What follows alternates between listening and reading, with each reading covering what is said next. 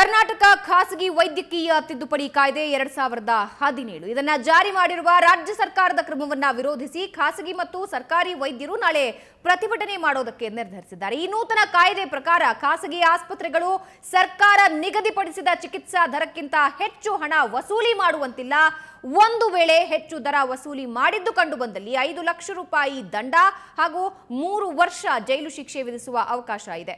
ಇದಲ್ಲದೆ ವೈದ್ಯರ ತಪ್ಪುಗಳ ಕುರಿತಾಗಿ ದೂರು ಸಲ್ಲಿಸುವುದಕ್ಕೆ ಜಿಲ್ಲಾ ಮಟ್ಟದಲ್ಲಿ ಪ್ರತ್ಯೇಕ ಕೌಂಟರ್ ತೆರೆಯುವುದಕ್ಕೂ ಕೂಡ ನೂತನ ಕಾಯ್ದೆಯಲ್ಲಿ ಉಲ್ಲೇಖಿಸಲಾಗಿದ್ದು ಇದಕ್ಕೂ ಕೂಡ ಖಾಸಗಿ ವೈದ್ಯರು ವಿರೋಧ ವ್ಯಕ್ತಪಡಿಸಿದ್ದಾರೆ। ರಾಜ್ಯದಾದ್ಯಂತ ನಡೆಯಲಿರುವ ಪ್ರತಿಭಟನೆಯಲ್ಲಿ 15,000ಕ್ಕೂ ಹೆಚ್ಚು ವೈದ್ಯರು ಭಾಗಿಯಾಗ್ತಾ ಇದ್ದು ಬೆಂಗಳೂರಿನ ರೈಲ್ವೆ ನಿಲ್ದಾಣದಿಂದ ಫ್ರೀಡಂ ಪಾರ್ಕ್ ವರೆಗೆ ಪ್ರತಿಭಟನಾ ಜಾಥಾ ನಡೆಸೋದಕ್ಕೆ ನಿರ್ಧರಿಸಿದ್ದಾರೆ।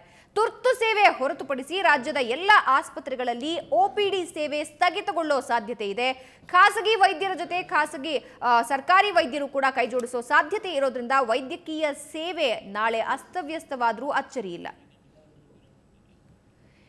ಇನ್ನು ಆರೋಗ್ಯ ಸಚಿವರು ಖಾಸಗಿ ವೈದ್ಯರನ್ನ ದರೋಡೆಕೋರರು ಸುಲಿಗೆದಾರರು ಅಂತ ಕರೆದಿರೋದು ಖಂಡನೀಯ। ಒಬ್ಬ ಸಚಿವರಿಂದ ಇಂತಹ ಮಾತುಗಳನ್ನ ನಾವು ನಿರೀಕ್ಷಿಸಿ ಇರಲಿಲ್ಲ। ಸರ್ಕಾರ ಮಂಡಿಸಲು ಹೊರಟಿರುವ ಕರ್ನಾಟಕ ಖಾಸಗಿ ವೈದ್ಯಕೀಯ ತಿದ್ದುಪಡಿ ಕಾಯ್ದೆ 2017ರಲ್ಲಿ ಸರ್ಕಾರ ನಿರ್ಧರಿಸಿರುವ ದರದಲ್ಲಿ ವೈದ್ಯಕೀಯ ವೆಚ್ಚ ತೆಗೆದುಕೊಳ್ಳಬೇಕು ಅಂತ ಹೇಳಿರೋದನ್ನ ನಾವು ವಿರೋಧಿಸುತ್ತೇವೆ। ಹಾಗೆಯೇ ಈ ಕಾಯ್ದೆಯನ್ನ ವಿಧಾನಸಭೆಯಲ್ಲಿ ಮಂಡಿಸೋದಕ್ಕೆ ಬಿಡೋದಿಲ್ಲ। ಕರ್ನಾಟಕ ಖಾಸಗಿ ವೈದ್ಯಕೀಯ ತಿದ್ದುಪಡಿ ಕಾಯ್ದೆ 2017ರ ಬದಲಾಗಿ ಕರ್ನಾಟಕ ಕ್ಲಿನಿಕ್ ಎಸ್ಟಾಬ್ಲಿಷ್ಮೆಂಟ್ ಕಾಯ್ದೆ ಜಾರಿಗೆ ತರಲಿ ಅಂತ ಇಂಡಿಯನ್ ಮೆಡಿಕಲ್ ಅಸೋಸಿಯೇಷನ್ ಅಧ್ಯಕ್ಷ ಡಾಕ್ಟರ್ ಪ್ರಭಾಕರ್ ಸುವರ್ಣ ನ್ಯೂಸ್ಗೆ ತಿಳಿಸಿದ್ದಾರೆ।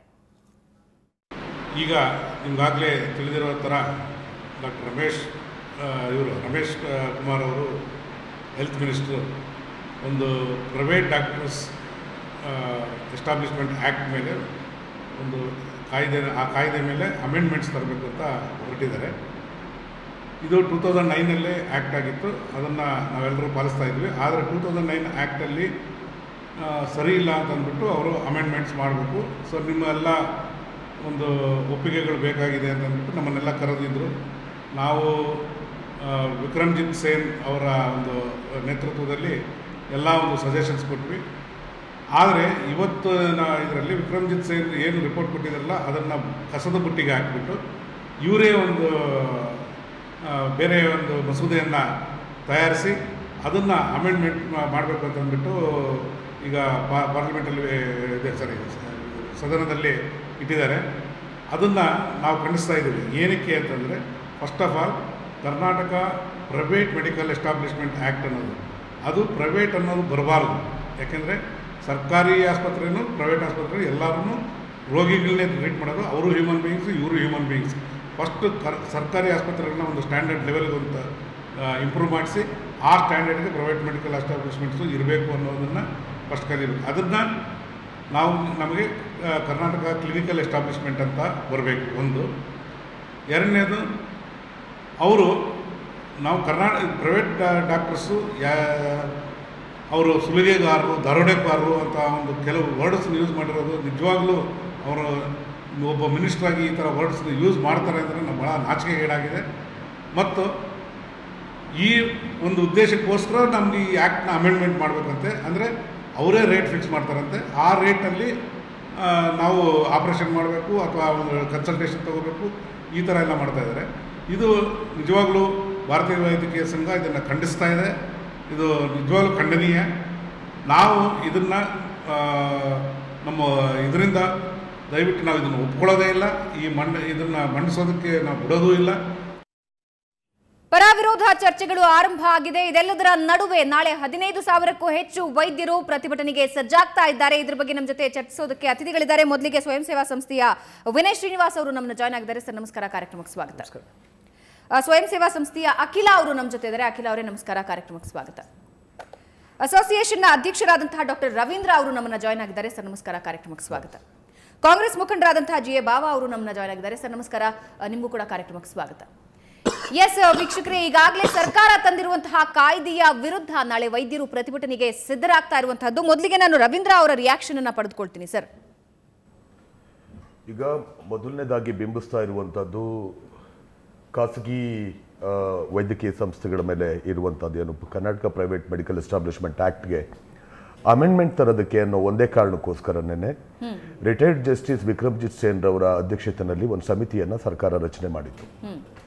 ಯಾವ ಸಮಿತಿಯನ್ನು ರಚನೆ ಮಾಡಿದ ಉದ್ದೇಶನೇ ಇದಕ್ಕೆ ತಿದ್ದುಪಡಿಗಳನ್ನು, ಈ ಕಾಯ್ದೆಗೆ ತಿದ್ದುಪಡಿ ಮಾಡಬೇಕು ಅನ್ನೋ ಕಾರಣಕ್ಕೆ ಮಾಡಿದಂಥ ಸಮಿತಿ.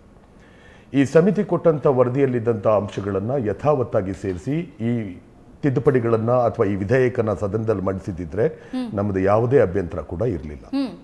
ಆದರೆ ಆ ಸಮಿತಿಯ ವರದಿಯನ್ನು ಯಾಕೆ ಇವರು ನಿರಾಕರಣೆ ಮಾಡಿದ್ರು, ಯಾಕೆ ಅದನ್ನು ಸೇರಿಸಲಿಲ್ಲ ಅಂತನ್ನುವಂಥದ್ದು ಬಹಳ ಪ್ರಮುಖವಾದಂಥ ಅಂಶ.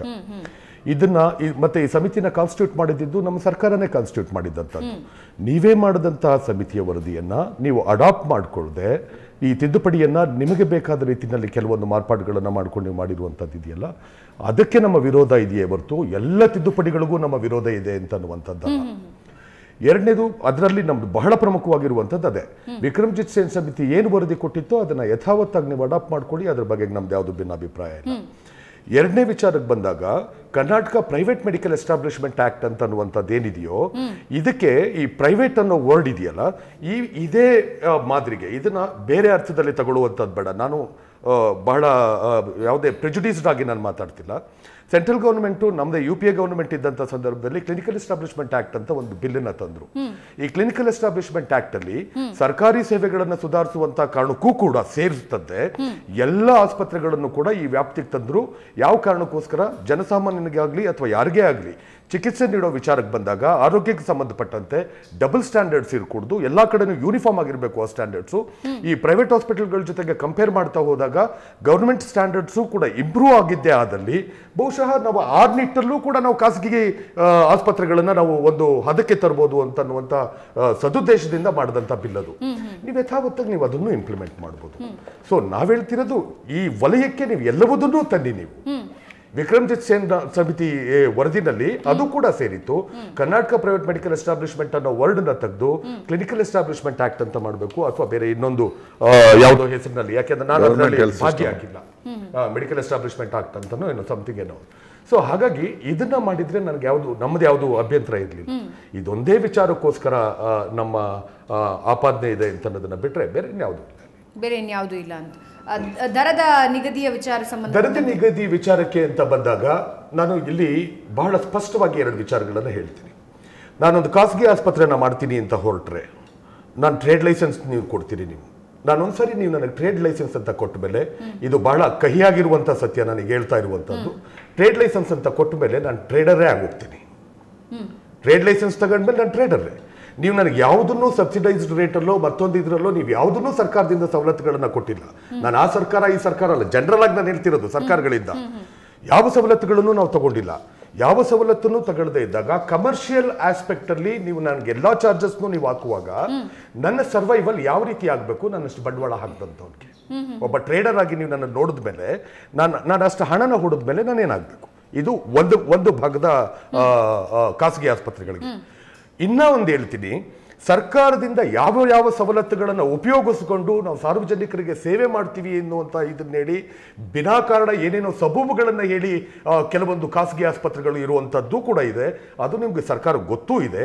ನೀವು ಅಂಥದ್ದನ್ನು ಐಡೆಂಟಿಫೈ ಮಾಡಿ ಅವ್ರಿಗೆ ಈ ಟರ್ಮ್ಸ್ ಆ್ಯಂಡ್ ಕಂಡೀಷನ್ಸ್ ನೀವು ಹಾಕಿ, ಈ ವ್ಯಾಪ್ತಿ ಒಳಗಡೆ ನೀವು ಬರೋದಾದ್ರೆ ನಿಮಗೆ ಈ ಜಾಗ ಬಿಟ್ಕೊಡ್ತೀವಿ, ಇಲ್ಲ ಅಂತಂದ್ರೆ ನೀವು ಈ ಜಾಗ ಬಿಟ್ಟೋಗಿ ಸಮಥಿಂಗ್ ನೀವು ಆ ಥರದ್ದೇನಾದರೂ ಮಾಡಬೇಕೇ ಹೊರತು ಜನರಲೈಸ್ಡ್ ಕಂಟೆಕ್ಸ್ಟಲ್ಲಿ ಎಲ್ಲ ಖಾಸಗಿ ವೈದ್ಯರು ಸುಲಿಗೆಕೋರರು, ಎಲ್ಲ ಖಾಸಗಿ ವೈದ್ಯರು ದರೋಡೆಕೋರರು ಅಂತ ಅನ್ನುವಂಥದ್ದು ದಟ್ಸ್ ನಾಟ್ ರೈಟ್. ಅದನ್ನು ನಾನು ಒಪ್ಕೊಳ್ಳೋದಿಲ್ಲ. ನಾನು ಅದನ್ನು ಆ ಜನರಲೈಸ್ಡ್ ಸ್ಟೇಟ್ಮೆಂಟ್ ಬೇಡ. ಯಾರು ನಿಜವಾಗ್ಲೂ ಆ ಥರದ್ದು ಮಾಡ್ತಿದ್ದಾರೋ ನೀವು ಅಂಥವ್ರನ್ನ ಪೀನಲೈಸ್ ಕೂಡ ಮಾಡ್ಬೋದು. ಸರ್ಕಾರದ ಸವಲತ್ತುಗಳನ್ನು ತಗೊಂಡಂಥವ್ರನ್ನ ನಿಮ್ಮ ಹಿಡಿತಕ್ಕೆ ನೀವು ತಗೋಬಹುದು. ಎಸ್ ಶ್ರೀನಿವಾಸ್ ಅವರೇ. ಮೇಡಮ್, ಮೊದಲನೇದಾಗಿ ಏನು ಹೇಳಕ್ಕೆ ಇಷ್ಟಪಡ್ತೀನಿ ಅಂದರೆ, ಇವರು ಡಾಕ್ಟರ್ ರವೀಂದ್ರ ಅವ್ರು ಹೇಳ್ತಿದ್ರು ನೀವು ಖಾಸಗಿ ವೈದ್ಯರನ್ನ ಇದು ಮಾಡಬೇಡಿ ಅಂತ. ಈ ಕಾಯ್ದೆ ತಿದ್ದುಪಡಿ ಇರೋದು ವೈದ್ಯರ ಬಗ್ಗೆ ಅಲ್ಲ, ವೈದ್ಯಕೀಯ ಸಂಸ್ಥೆಗಳ ಬಗ್ಗೆ. ಇವತ್ತು ವೈದ್ಯಕೀಯ ಸಂಸ್ಥೆಗಳು ಅವರೇ ಹೇಳಿದ್ರು, ನಾವು ಟ್ರೇಡರ್ಸು, ನಾವು ಟ್ರೇಡ್ ಮಾಡೋಕ್ಕೆ ಬಂದಿದ್ದೀವಿ ಅಂದರೆ ಒಂದು ವ್ಯಾಪಾರ ಮಾಡೋಕ್ಕೆ ಬಂದಿದ್ದೀರಾ. ಆರೋಗ್ಯ ಅನ್ನೋದು ತುಂಬ ಮುಖ್ಯವಾದ ಒಂದು ವಿಷಯ. ಇವತ್ತು ನಮ್ಮ ದೇಶದಲ್ಲಿ ಬಡತನ ರೇಖೆಗಿಂತ ಮೇಲೋಗಿರೋರು 60% ಅವರು ವಾಪಸ್ ಕೆಳಗಡೆ ಬರ್ತಿದ್ದಾರೆ. ಏನಕ್ಕೆ ಅಂದರೆ out of packet health expenditure, health ಮೇಲೆ ಮಾಡ್ತಿರೋ ಖರ್ಚು ಅಷ್ಟು ಜಾಸ್ತಿ ಆಗಿದ್ದವರು ಕೆಳಗಡೆ ಬರ್ತಾ ಇದ್ದಾರೆ. ಆದರೆ ನಾವು ಯಾವುದೇ ಈಗ ಹಾಸ್ಪಿಟ್ಲ್ ಓಪನ್ ಮಾಡಿದವರು ಇದ್ದೀರಲ್ಲ, ನೀವು ಯಾರಾದರೂ ಕೇಳಿದ್ದೀರಾ ನಾನು ಹಾಸ್ಪಿಟ್ಲ್ ಓಪನ್ ಮಾಡಿದಾಗ ನಾನು ದೊಡ್ಡ ಬಂಗ್ಲೆಯಲ್ಲಿದ್ದೆ, ನಾನು ಹಾಸ್ಪಿಟ್ಲ್ ಓಪನ್ ಮಾಡಿದ್ಮೇಲೆ 30-40 ಸೈಟ್ಗೆ ಬಾಡಿಗೆಗೆ ಬಂದುಬಿಟ್ಟೆ ಅಂತ? ಇಲ್ಲ. ಅಂದರೆ ಅವ್ರದ್ದೊಂದು ನಿಯಂತ್ರಣ ಇಲ್ಲದೆ ಪ್ರಾಫಿಟ್ಟು ಜಾಸ್ತಿ ಆಗ್ತಾ ಇದೆ. ಮತ್ತು ಸಮಸ್ಯೆಗಳು ಅಷ್ಟೇ. ನೋಡಿ, ನಮ್ಮ ಸ್ನೇಹಿತರು ಎಲ್ಲ ವೈದ್ಯರಿದ್ದಾರೆ, ನಮ್ಮ ಜೊತೆ ಓದ್ದವರು, ಅವರೆಲ್ಲರೂ ಹೇಳ್ತಾರೆ ಈಗ ಕಟ್ ಆ್ಯಂಡ್ ಕಮಿಷನ್ ನಿಮಗೂ ಗೊತ್ತಿದೆ. ಏನೋ ಒಂದು ಸ್ಕ್ಯಾನ್ ಬೇಕು, ಒಂದು MRI ಬೇಕು ಅಂತ ಯಾರಿಗೋ ಕಳ್ಸೋದು, ಅಲ್ಲಿಂದ ಅವ್ರಿಗೆ ಕಟ್ ಬರೋದು. ಅಥವಾ ನೀವು ಸ್ಕ್ಯಾನ್ಗೆ ಅಲ್ಲಿಗೆ ಹೋದರೆ ಅವರು ಇಲ್ಲ ನೀವು ಹಾಸ್ಪಿಟ್ಲ್ಗೆ ಹೋಗಿ ಸರ್ಜರಿ ಅಂತ ಹೊಡೆದ್ರೆ ಅವರಿಂದ ಅವ್ರಿಗೆ ಕಮಿಷನ್ ಆಗೋದು. ಈ ಥರದ್ದೆಲ್ಲ ತುಂಬ ನಡೀತಾನೆ ಇದೆ. ಇದು ಎಲ್ಲರಿಗೂ ಗೊತ್ತಿದೆ, ಈ ಥರ ರೆಫರಲ್ ಆಗೋದು.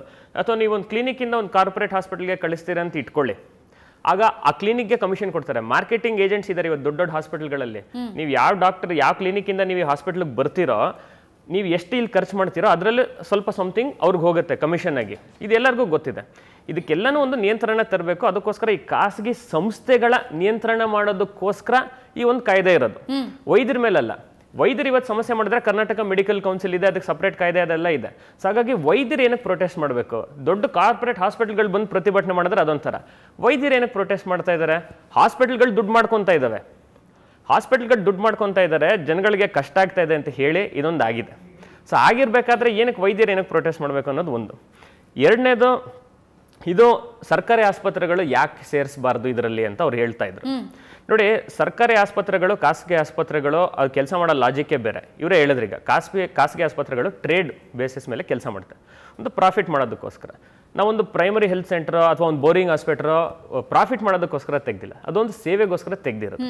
ಮತ್ತೆ ಬೋರಿಂಗಲ್ಲಿ ಇವತ್ತು ಒಂದು ಸಮಸ್ಯೆ ಆಯಿತು ಅಂದರೆ ನೀವು ಅಲ್ಲಿ ಹೋಗ್ತೀರಾ, ಬೆಡ್ ಇಲ್ಲ ಅಥವಾ ಒಂದು ಮಿಷಿನ್ ಇಲ್ಲ ಅಂದರೆ ಅದಕ್ಕೆ ಬೋರಿಂಗ್ ಹಾಸ್ಪಿಟಲ್ ಸ್ಟಾಫ್ ಕಾರಣ ಅಲ್ಲ, ಹೆಲ್ತ್ ಡಿಪಾರ್ಟ್ಮೆಂಟಿಂದ ಸ್ಯಾಂಕ್ಷನ್ ಆಗಿಲ್ಲ. ಸೊ ಹಾಗಾಗಿ ನಾವು ಆಕ್ಷನ್ ತಗೋಬೇಕಾದ್ರೆ ಅವ್ರ ಮೇಲೆ ಆಕ್ಷನ್ ತಗೋಬೇಕಾಗತ್ತೆ, ಈ ಹಾಸ್ಪಿಟಲ್ ಮೇಲೆ ತಗೊಳಕ್ಕಾಗಲ್ಲ. ಈ ಎರಡನ್ನೂ ಒಂದೇ ಕಾಯ್ದೆ ಕೆಳಗಡೆ ತಗೊಂಡು ಬಂದ್ಬಿಟ್ರೆ ನಾವು ನಾಳೆ ಬೋರಿಂಗ್ ಮುಚ್ಚಿಬಿಡಿ ಅಂತ ಹೇಳೋಕ್ಕಾಗತ್ತಾ? ಅಥವಾ ಒಂದು PHC ಮುಚ್ಚಿಬಿಡಿ ಅಂತ ಹೇಳೋಕ್ಕಾಗತ್ತಾ? ಖಾಸಗಿ ಹಾಸ್ಪಿಟಲ್ ಮುಚ್ಚಿದ್ರೆ, ಅವ್ರು ಮಾಡಿರೋ ತಪ್ಪಿಗೆ ಅವ್ರನ್ನ ಮುಚ್ಚಿದ್ರೆ ಅವ್ರಿಗೆ ಮಾತ್ರ ನಷ್ಟ ಆಗುತ್ತೆ. ಆದರೆ ನಾನು ಒಂದು ಏರಿಯಾದಲ್ಲಿ ಒಂದು ಆಸ್ಪತ್ರೆ ಮುಚ್ಚಿಬಿಟ್ರೆ ಇಡೀ ಏರಿಯಾಗೆ ಎಲ್ಲರಿಗೂ ಸಮಸ್ಯೆ ಆಗ್ಬಿಡುತ್ತೆ. ನಾವು ಹೇಳ್ತಾ ಇರೋದು ಖಂಡಿತವಾಗ್ಲೂ ಸರ್ಕಾರಿ ಆಸ್ಪತ್ರೆಗಳಲ್ಲೂ ರೋಗಿಗಳ ಹಕ್ಕಿರಬೇಕು, ಅದರ ಸಂರಕ್ಷಣೆ ಇರಬೇಕು, ಅದಕ್ಕೊಂದು ಮೆಥಡ್ ಇರಬೇಕು. ಈ ಕಾಯ್ದೆಯಲ್ಲಿ ತರಕ್ಕಾಗತ್ತಿಲ್ಲ.